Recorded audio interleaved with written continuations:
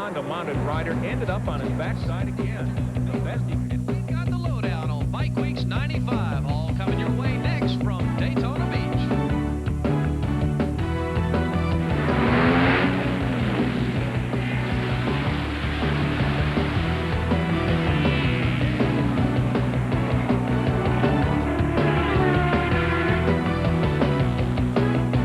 And hi, everybody. I'm Pat Patterson. Welcome to Daytona International Speedway. We've been in town for the past couple of weeks for Bike Weeks 95, and today it all comes together with the running of the American Motorcycle Racing's premier event. We're just 2 hours away from the Daytona 200 by Arai, and the field is set and ready to go live right here on TNN at 1:30 Eastern. Last year, Scott Russell came from the back of the field to win this event, but this year he starts from the #1 spot after shattering the track record in qualifying with an average speed of over 116 miles per hour on the road course. Joining him on the front row, defending AMA Superbike champion Troy Corser from Australia and current World Superbike champion Carl Fogarty. Along with the three-time AMA winner Colin Edwards on a Yamaha, all four front row starters will compete this year on the World Superbike Tour instead of the AMA circuit. Now, Mark Allen caught up with the pole sitter to talk about today's race. Scott Russell, a new qualifying record here at Daytona on a very gusty day. How tough were conditions? Well, it was very tough, actually. You know, the wind just pushes the bike around so much. You got to stay tucked in. You got to, you know, ride it a little bit differently up on the banking. But just put our head down. The bike was working good, and the tires were working really good. So, actually, it was an easy lap. Last year, you win this race from the 60s. Now you're sitting on the pole. A little easier ride possible Sunday?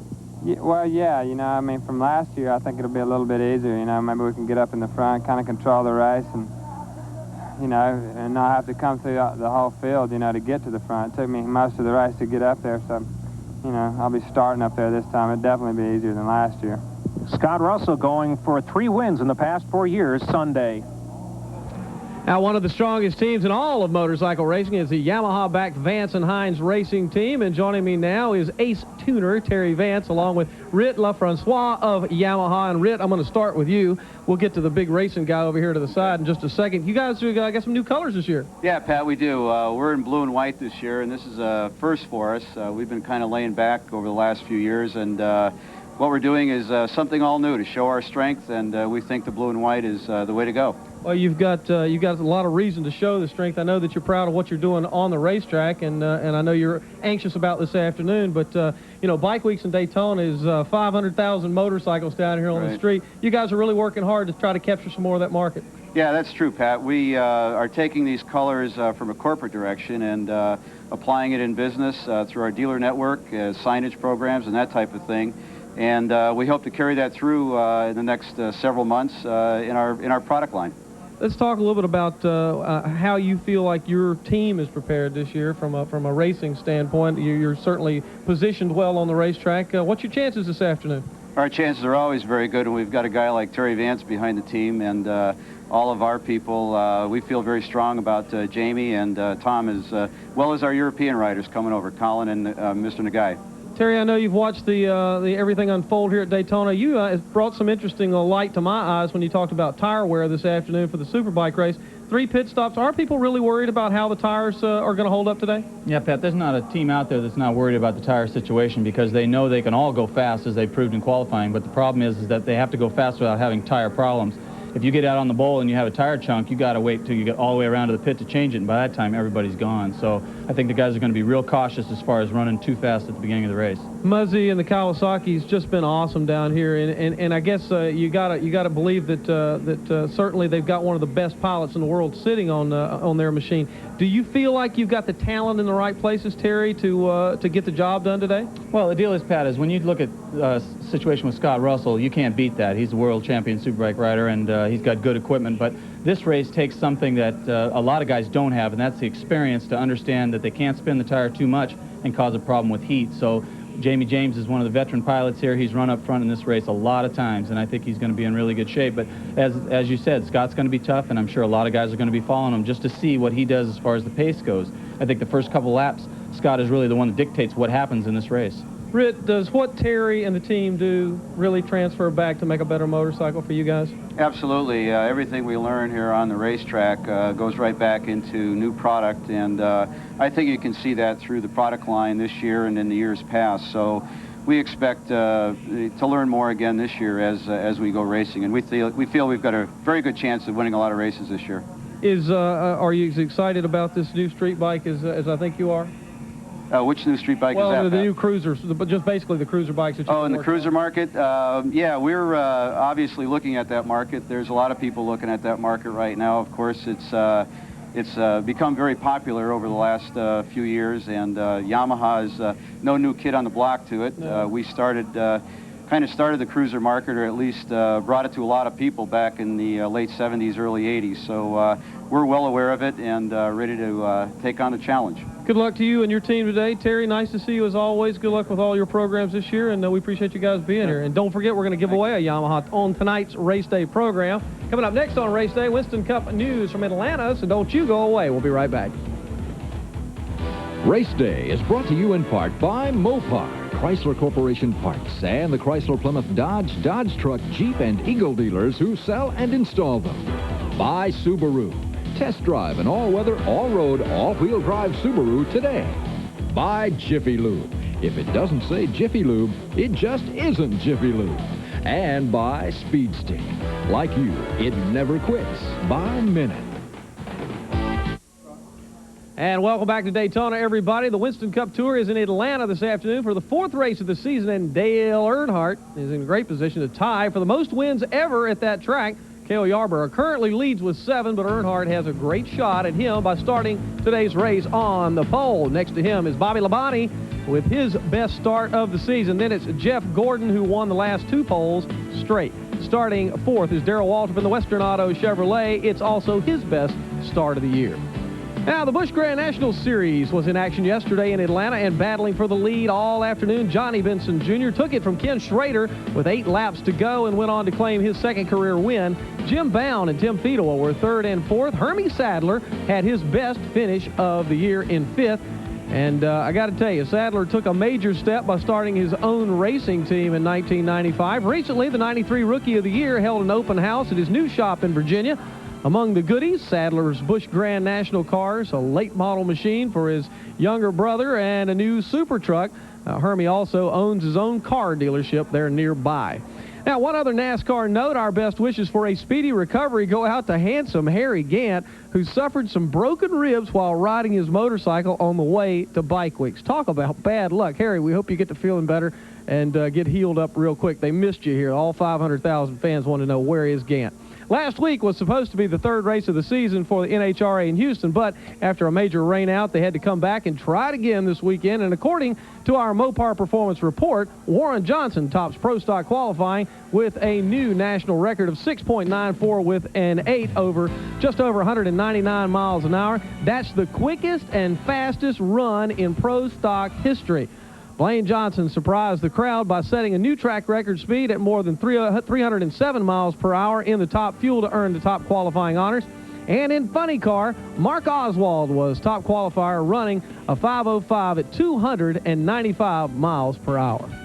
Now, here at Daytona, all you have to do is look around to see just how big motorcycle racing has grown over the past several years. Joining me now to talk about it is the head of AMA's Pro Racing Division, Tom Mueller, and it's exciting. Bike Weeks is so different from the car racing here, but yet it's got its own identity. There's so many people that are getting involved in professional racing. How come? Well, Pat, we've got so many pro sports involved. We've got the dirt track out at Memorial Stadium. We've got the road course here. We had the Supercross yesterday. There's all kinds of pro sports, and they're all growing very quickly for us. And this is certainly the biggest motorcycle event anywhere in North America, and it kicks off your season. How much growth is the AMA enjoying right now?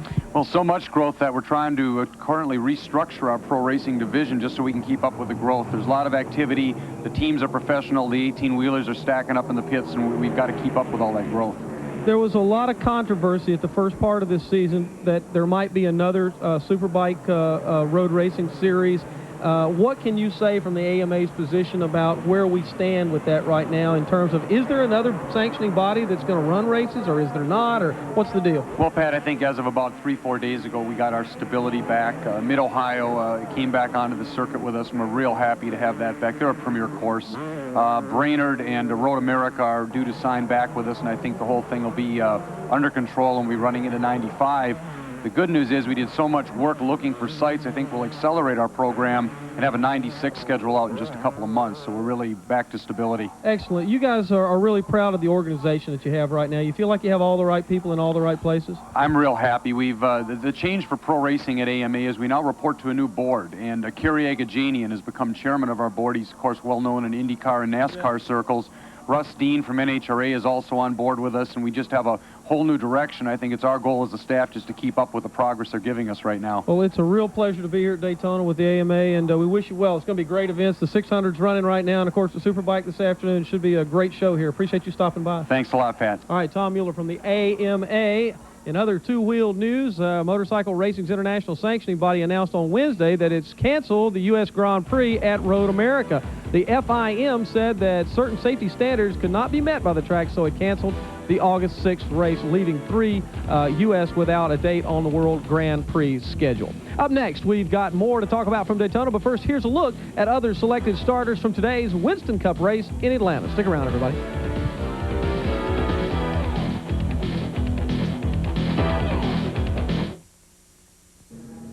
Welcome back live to Daytona, everybody. Of course, every rider in today's Superbike field would like to win the Daytona 200 by a rye. My next guest did just a couple of years ago, and a few minutes ago I talked with Miguel Duhamel, who starts 7th on the field today.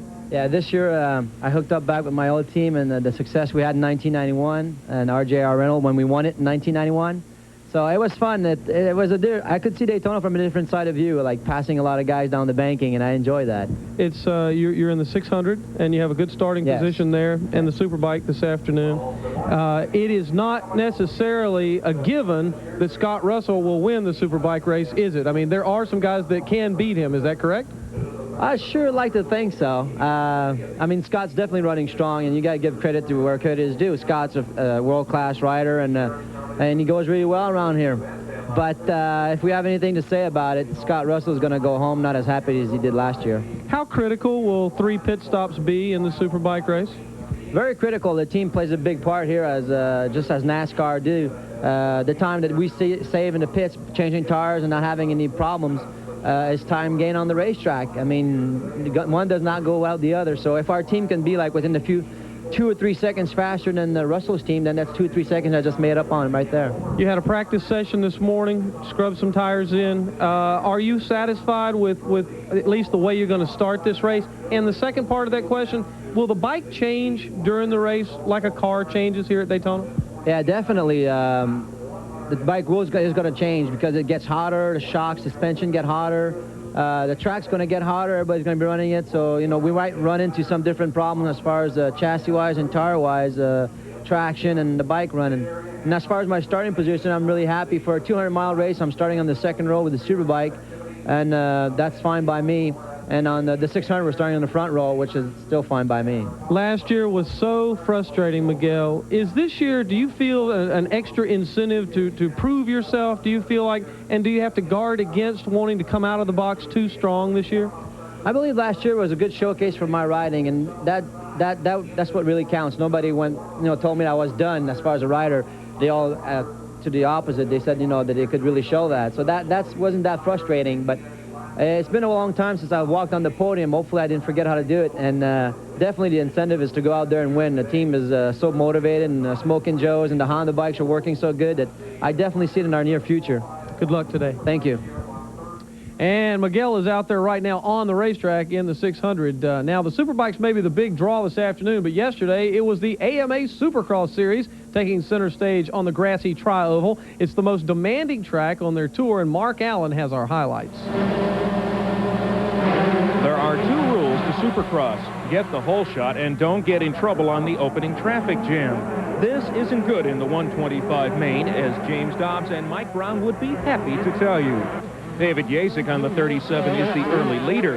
But Michael Pecan on the 101 grabs the spot like a brass ring at a merry-go-round. The series points leader going in builds up a nice cushion, but the color in his spokes isn't for decorative purposes. He's gobbled up a course marker that's jammed his rear brakes. In the closing laps, his closest challenger, Tim Ferry, does a monkey-see-monkey-do. But his bike continues unaffected, and the Floridian goes by and goes on for his second win of the year. Pecan is second with Kevin Windham third. In the 250 main, points frontrunner Jeremy McGrath goes down on the parade lap. Remember this because when they dropped the gate for real, the Honda-mounted rider ended up on his backside again. The best he could rally at the end was seventh. The story of this race is simple. Mike Kudrowski on the number 7 Kawasaki does not get the whole shot, but then again, he doesn't need it either. There isn't a thing Doug Henry or anyone else could do about it, as the two-time Daytona winner made it 3 in a row to join Hurricane Bob Hanna and Jeff Stanton as the only triple champions of this event. Also joining Kidder on the podium, Kawasaki teammate Mike LaRocco and Doug Henry. This is Mark Allen reporting for Race Day.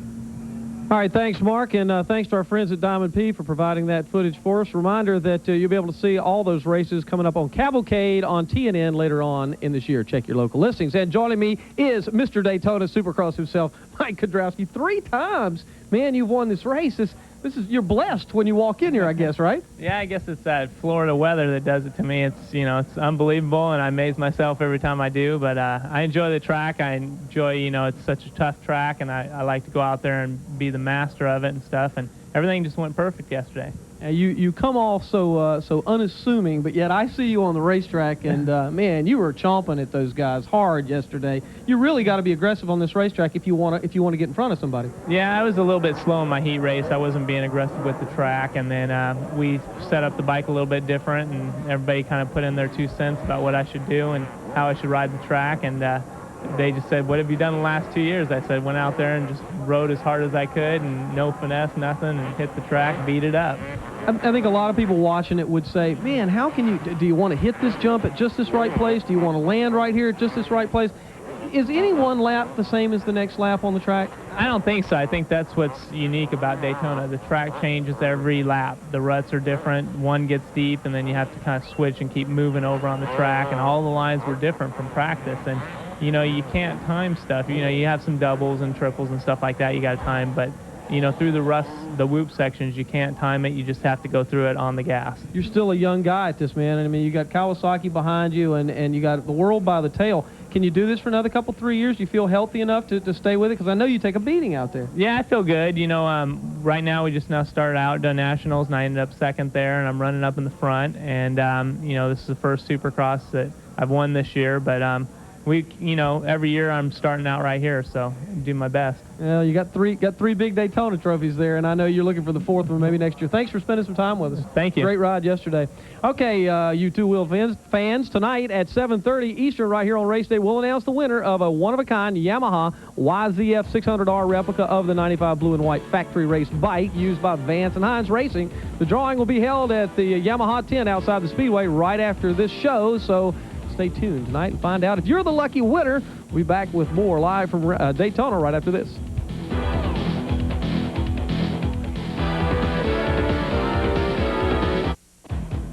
Race Day is brought to you in part by Mopar, Chrysler Corporation Parts, and the Chrysler Plymouth Dodge Truck, Jeep, and Eagle dealers who sell and install them.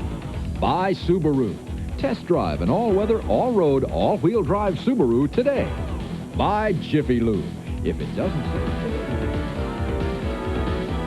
And welcome back to Daytona Beach, everybody. We're just as confused as we can be here. We have 80 guys going after the Superbike race this afternoon. I got to tell you, it curls my toes. It's going to be neat to see. Joining me right now is a gentleman who is bringing back the Vincent motorcycle name with a line of clothing, and also a good friend of mine has been involved with our programs over the past few years. Barney Lee, president of Eagle One, and sporting his Vincent Black Eagle sportswear over there. You've always been a big fan of motorcycles. You owned a dealership years ago, and now you got a chance to kind of get back involved. How did that happen? Well, Pat, I've always said that inside the body of every enthusiast lies the heart of a designer. Yeah. So this is my chance. And tell me about it. How did you find the name Vincent and the Black Eagle? Explain how these things combine with each other. Well, first of all, we were looking for a name, obviously, that had some nostalgia value and some recognition, and also that conveyed the idea of high-performance V-twins. And nothing was a greater high-performance motorcycle V-twin in its time than the Vincent. And Black Eagle, they, of course, if you remember, ran a series of bikes. They had the Black Shadow, Black Lightning, Black Knight, Black Prince. And so Black Eagle 1, Eagle 1, Black Eagle, it all made sense. We're looking at the clothing line right now. Now, this is available right now. The bike's not yet, but the clothing line's available. How do people get a hold of it? Well, you just give us a call. Do you have that 800 number Yeah, up? it's there on the screen. Okay, just give us a call Monday through Friday, and you can order. We can send you out literature, catalog material on, and you order whatever you like from us. Is the motorcycle that far away from actually being available for people to buy or order? Well, it's some time away. Hopefully, you know, you're going to be putting up on screen here the first drawings ever shown of our Vincent. For those of you familiar with the original Black Shadows, yeah, we're looking at it now. Yeah, you'll see a lot of styling cues that will be reminiscent of it. And at the same time, this is a modern V-twin and a high-performance chassis. And yet, I think, like I say, you'll still see a lot of styling cues from the Black Shadow. Are all the pieces in place, Barney, right now to actually make the motorcycle, or can you guess as far as how far that might actually be away? It looks like we're still at least 2 years away, to be perfectly honest. But we hope to have a running prototype before the end of this year is out. And that's a big step. And now I assume that the recommended products to clean these motorcycles and any other motorcycle is Eagle 1, you have to buy a lot of Eagle 1 wet car polish and wheel cleaner so we can build this motorcycle. All right, 15 seconds left here. Who do you like out here in this Superbike race? You got a favorite this afternoon? You used to be a Yamaha dealer, so yeah, but I got to tell you, Scott looks like the man to beat. Yeah, I agree with you. Congratulations on the new line, and we look forward to seeing the bike when it gets out. Thanks very much, Pat. Appreciate All right, Barney Lee. That's going to do it for this edition of Race Day. Remember, the Daytona 200 by Arai is coming your way on TNN at 1:30 Eastern. We'll be back at 7:30 with an all-new edition of Race Day. Until then, thanks to the staff at Daytona International Speedway for their help, and thanks to you for joining us. I'm Pat Patterson. I'm heading to the race. See you later.